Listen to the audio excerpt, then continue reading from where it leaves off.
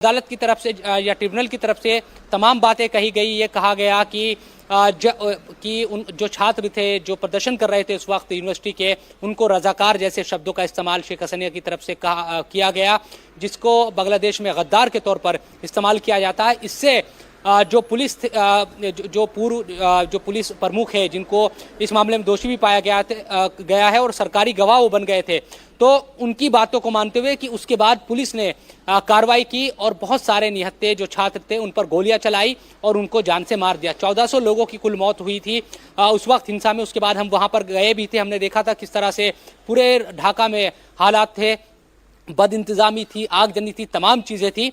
उसके बाद से ही शेख हसीना पर मुकदमा चलाया जा रहा था। तो वहां के जो ट्रिब्यूनल है उसकी तरफ से तो कह दिया गया है 2 मामलों में कि फांसी की सजा सुनाई जाती है। उसके अलावा 3 मामलों में भी दोषी करार दिया गया है। कुल 5 मामले थे। उन मामलों में मरते दम तक जेल में रहने का जो प्रावधान है बांग्लादेशी जो न्यायपालिका की तरफ से बात कही गई है। इसके साथ साथ तमाम जो संपत्ति है शेख हसीना की या अवामी लीग की जो उनकी पार्टी है उनको जब्त करने की भी बात कही गई है। तो ये तमाम चीज़ें हैं और हम कल से ही देख रहे हैं, क्योंकि इस पूरे मामले का जब फैसला सुनाया जा रहा था, जो वहाँ का सरकारी टेलीविज़न है, जो टीवी है, उन पर भी प्रसारण किया गया। तो बांग्लादेश के तमाम लोगों ने देखा कि जो फैसला सुनाया जा रहा है वो किस तरह से है, क्या क्या बातें उसमें हुई, किन किन मामलों में उनको दोषी पाया गया, ये तमाम चीज़ें की गई है।